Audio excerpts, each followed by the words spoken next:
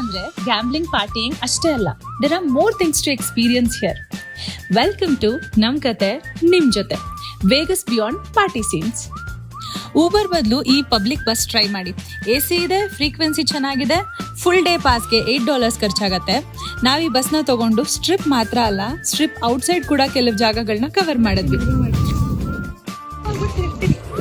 ಖಾಲಿ ರೋಡು, ಬಿಸಿಲು ಅಂಡ್ ಸಿಕ್ಕಾಪಟ್ಟೆ ಶೆಕೆ. ಇದ್ದಿದ್ 5 ನಿಮಿಷ ವಾಕು 50 ನಿಮಿಷ ಅಂತ ಅನಿಸ್ತಿತ್ತು. ನಮ್ಗೆ ಶೆಕೆ ಆದ್ರೆ ಇಲ್ಲಿ ಕೆಲವು ಪಾರಿವಾಳಗಳಿದ್ವು. ಅವಂತೂ ಎದ್ದೊಳಕ್ಕೂ ಕೂಡ ಎನರ್ಜಿ ಇಲ್ಲದೆ ಮಲ್ಕೊಂಡ್ಬಿಟ್ಟಿದ್ವು. ಫೈನಲಿ ಜನನೂ ಕಂಡ್ರು, ಜಾಗನೂ ಕಾಣಿಸ್ತು. ಎಸ್, ನಾವ್ ಬಂದಿದ್ದು ಈ ಗಿರ್ವಿ ಅಂಗಡಿಗೆ, the famous PAN shop from the show PAN stars.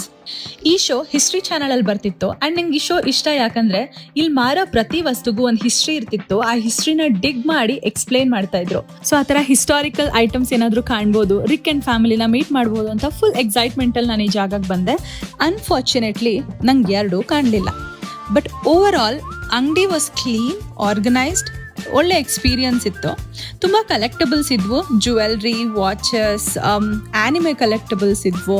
ಆದರೆ ನಂಗೆ ಇಲ್ಲಿಂದ ಏನು ತೊಗೋಬೇಕಂತ ಅನಿಸಿಲ್ಲ.